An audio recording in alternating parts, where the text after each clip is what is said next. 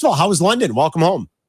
Thank you. It was awesome. It was, we stayed a couple extra days and visited some friends that are down by Southampton. So it was a cool work and mixing in a couple days off. I wouldn't even call it a vacation because it was so busy, but it was, what a cool setup. Like, I think the Bears nailed it with the way that they executed going on Tuesday, coming back after the game. Like, I mean, there really wasn't much fatigue that these guys were feeling. I don't know how it was for Jacksonville getting there late, and you saw the Patriots lose after they got there on Friday, but I thought they had the perfect setup for where they practice and being able to move your football operation out there temporarily for a week. They did it, and that's, I mean, it's a huge undertaking, but they got it done. I'm putting it at 60-40 that the Bears go back to Europe next year and play in the Madrid game. What do you think? Yeah, it feels like Spain, just because they have the marketing rights there, is the team that you'd expect out there. I would like to go on that trip. Yes, so me too. If that happens, I'm signing myself up for that one right away. We're going with you. I want to go on that trip too. We were joking about it yesterday. Maybe 70-30, because of that, the marketing rights that they have. So I would not be shocked one bit if the Bears have another international game next year.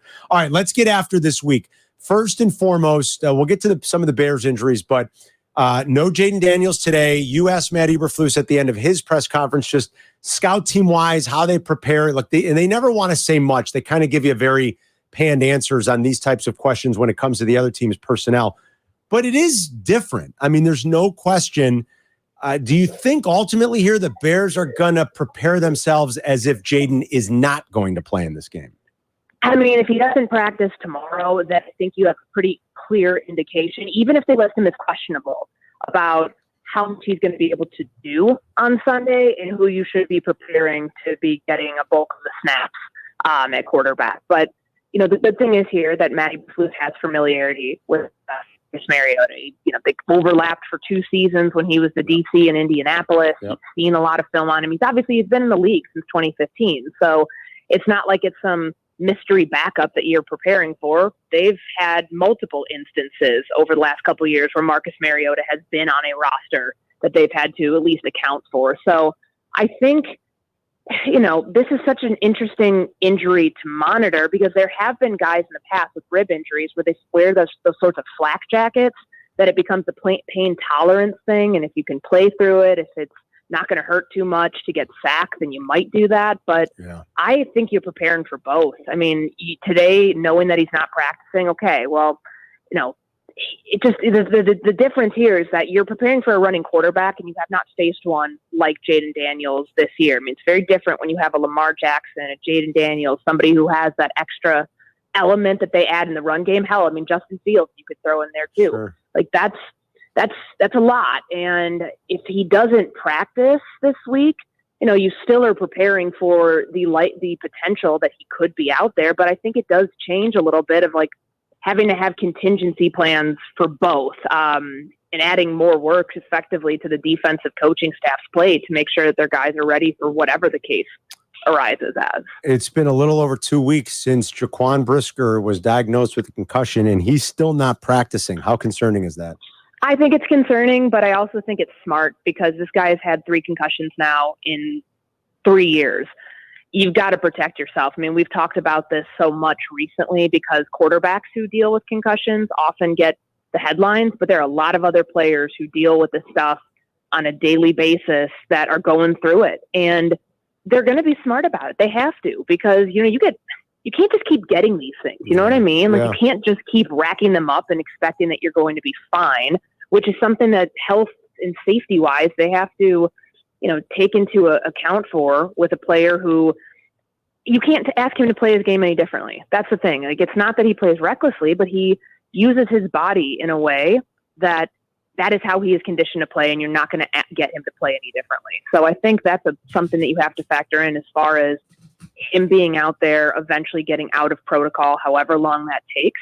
How can he protect himself where this stuff doesn't happen? I mean, it's a freak thing. And I felt like when we heard Ryan Poles talk about it in London, it almost felt like, well, it was because the tight end caused, knocked himself out of the game. Like, the concussion still counts, guys. Like, just because it wasn't Brisker leading with his helmet and anything like that, the concussion still counts. It doesn't just go away because he didn't cause it.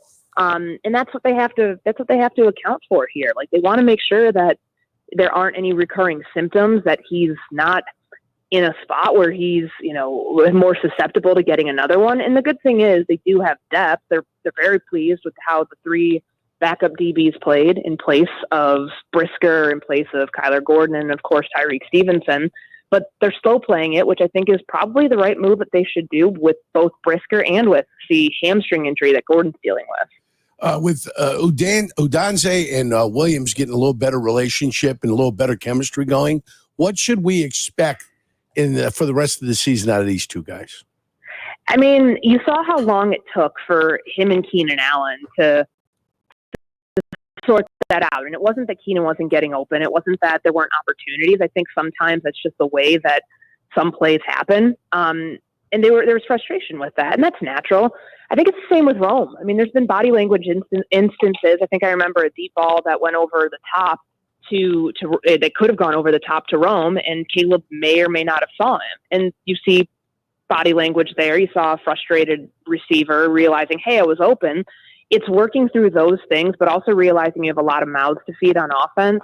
Like, that's a fine balance that a quarterback has to maneuver, because there's going to be the concerted effort to get DJ the ball, the concerted effort to do it with Cole, with Keenan Allen, and Rome very much factors into that. But just right now, the way that the pecking order is, it might not mean that he's getting a bulk of the targets, but he's still a factor out there. So I would imagine it comes along with time. They obviously want to have him involved here. It's just that, how do you divvy that up? That's a major job for the play caller and offensive coordinator to figure out. How do you get your best players involved? In the last 2 weeks, we've seen them, I wouldn't say master it, but we've seen them get in, on the right track with that. Yeah, getting better for sure. Courtney Cronin's our guest live at Halas. It's Carmen and Jurko on ESPN Chicago and the ESPN Chicago app.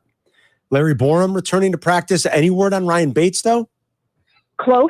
Not yet, though. I mean, we'll see when we go out to practice here in a moment.